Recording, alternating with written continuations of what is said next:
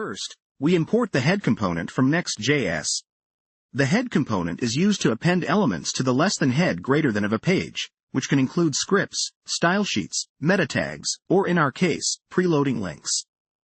Next, we define a custom document component that will encompass all our head elements.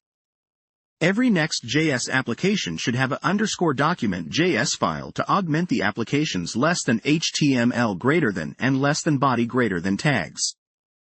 This is the perfect place for our preload links.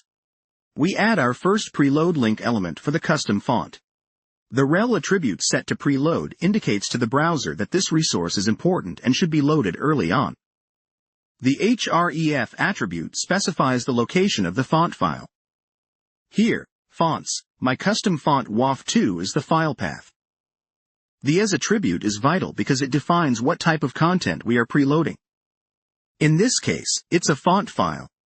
The type attribute is used to specify the font format.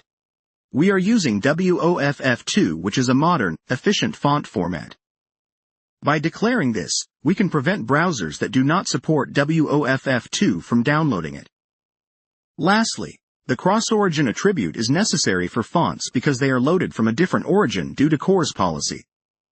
Setting it to anonymous will allow the font to be used in the document without sending user credentials. If you have more than one custom font to preload, you can repeat the process by adding another link element with the necessary details of your second font.